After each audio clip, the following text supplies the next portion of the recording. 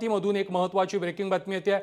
अमरावतीमध्ये बच्चू कडू यांच्या नेतृत्वामध्ये सध्या शेतकऱ्यांच्या मुद्द्यावरून आंदोलन सुरू आहे। वाडा आंदोलन सध्या अमरावतीमध्ये केलं जात आहे। विधानसभा निवडणुकीतील पराभवानंतर पहिल्यांदाच बच्चू कडू हे आंदोलन करताना पाहायला मिळत आहेत। पोलिसांचा चोख बंदोबस्त देखील या ठिकाणी तैनात करण्यात आलेला आहे। रासपचे महादेव जानकर देखील या आंदोलनामध्ये सहभागी झालेले आहेत।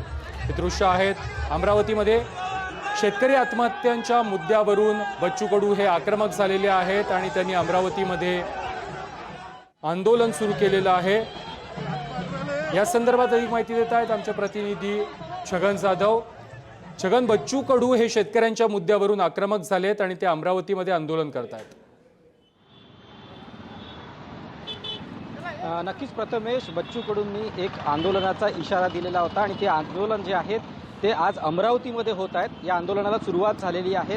खरं तर राष्ट्रसंत गाडगे महाराज यांच्या समाधीपासून या आंदोलनाला सुरुवात झालेली आहे। असंख्य म्हणजेच पश्चिम विदर्भातले मेंढपाळ असतील, शेतकरी असतील या आंदोलनामध्ये सहभागी झालेले आहेत। महत्त्वाचं म्हणजे यामध्ये महादेव जानकर सुद्धा या आंदोलनात सहभागी झालेले आहेत, कारण मेंढपाळाचे विविध प्रश्न आहेत आणि ते प्रश्न समोर घेऊन जाण्यासाठी बच्चू कडू जे आहेत ते आज आंदोलन करत आहेत। पश्चिम विदर्भातील शेतकऱ्यांच्या ज्या वाढत्या आत्महत्या आहेत त्यावर देखील बच्चू कडूंनी संताप व्यक्त केलेला आहे आणि यासोबतच दिव्यांग कल्याण मंत्रालय पदाचा अध्यक्षपदाचा राजीनामा दिल्यानंतर बच्चू कडू जे आहेत ते पुन्हा एकदा आक्रमक भूमिकेत पाहायला मिळत आहेत। विधानसभेमध्ये त्यांचा पराभव झालेला होता आणि त्यानंतर पहिल्यांदा त्यांचं एक मोठं आंदोलन जे आहे ते अमरावतीमध्ये होताना दिसत आहेत। हजारोच्या संख्येने या ठिकाणी मेंढपाळ या आंदोलनात जे आहेत ते सहभागी झालेले आहेत आणि हा मोर्चा जो आहे, हे आंदोलन जे आहेत हे विभागीय कार्यालयावरती जाणार आहेत आणि त्या ठिकाणी मागण्यांसाठी बच्चू कडूंची पुन्हा एकदा आक्रमक भूमिका पाहायला मिळणार आहे। प्रथमेश, नक्कीच छगन, धन्यवाद तुम्ही दिलेल्या माहिती संदर्भात। दरम्यान या आंदोलनाआधी बच्चू कडू यांनी काय प्रतिक्रिया दिली ती देखील आपण पाहूया। बाहेर राज्यातले काही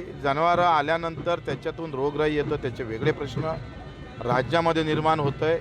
म्हणजे दोनही एकूण उपाशी राहणारा मेंढपाळ बांधव आहे। राहाले घर नाही, शिकाले व्यवस्था नाही, सगळे भटकत असल्यामुळं शाळेची व्यवस्था सरकारनं अजूनपर्यंत केली नाही, वसतिगृह नाही, विमा नाही। मेंढरं मेले तर ते तसेच मेले जातात। हजारो मेंढरं फक्त फॉरेस्टच्या कायद्यामुळं मरतात आणि मग या सगळे धोरण याचाला व्यवस्थित झालं पाहिजे म्हणून मेंढपाळासह हिंदू शेतकऱ्यांच्या पीक कर्जाची माफी आम्ही या निमित्तानं करतो आहे।